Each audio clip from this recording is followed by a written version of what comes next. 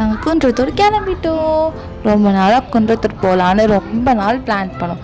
ஆனால் நான் பிளான் பண்ண நடக்குமா? அதே மாதிரி தட்டி கழிச்சிட்டே இருந்துச்சு.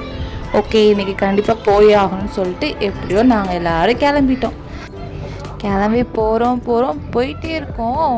கிண்டியிலேருந்து ரொம்ப தூரம் போல் போயிட்டே இருக்கோம். நாங்களும் 1 ஹவருக்கு மேலே ட்ராவல் பண்ணிட்டோம். எப்படியோ ஒரு வழியாக நாங்கள் கோவிலை கண்டுபிடிச்சிட்டோம். ஓகே, மேலே போகலான்னு சொல்லிட்டு கொஞ்சம் கொஞ்சமாக, நான் கூட ரொம்ப நிறைய படி இருக்கும்னு நினச்சேன். ஏன்னா இதுதான் நான் ஃபஸ்ட் டைம் குன்றத்தூர் போகிறோம். நாங்களாம் பார்த்தா அவ்வளோ படிலாம் கிடையாது, கொஞ்சம் படி தான். ட்ராவல் என்னவோ நல்லா தான் இருந்துச்சு. ஆனால் போக போக செம்ம வெயில். அவ்வளோதான், வெயில் காலம் வந்துச்சு போல். ரொம்ப வெயில் கொளுத்த ஆரம்பிச்சிச்சு. ஒரு வழியாக சாமியை பார்க்க மேலே வந்துட்டோம்.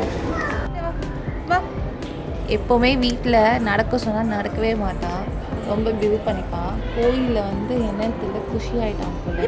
பையன் ஃபுல்லாக வாக்கிங்லேயே தான் இருந்தான்.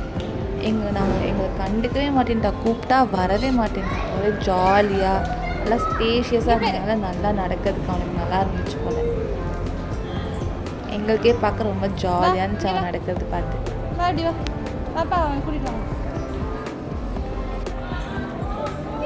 எவ்வளோ க்யூட்டாக நடக்கிறா பார்த்தீங்களா? அவனுக்கு 1 வயசு தான் ஆகுதா. வீட்டில் அப்பப்போ நடந்துட்டுருப்பான், வண்டியை பிடிச்சிட்டு நடப்பான், அவனே நடப்பான், விழுந்து எழுந்திருப்பான். இன்றைக்கி வந்து கோயிலில் ரொம்ப அழகாக நடந்தான், பார்க்கவே ரொம்ப க்யூட்டாக இருந்துச்சு. கொஞ்சம் சேட்டையோ பண்ணான், கொஞ்சம் சேட்டை இல்லை, ரொம்ப சேட்டை பண்ணான். கூப்பிட்டா வரவே மாட்டேன்ட்டான். எப்படியோ ரொம்ப நாள் போட்ட பிளான் இன்றைக்கி வந்து நிறைவேறிடுச்சு. சரிக்கும் நடந்து ரொம்ப டயர்டாகிட்டான் போல். ஓகே, வாங்க நம்ம கிளம்பலாம் அப்படின்னு சொல்லிட்டு கிளம்பிட்டோம். சரி.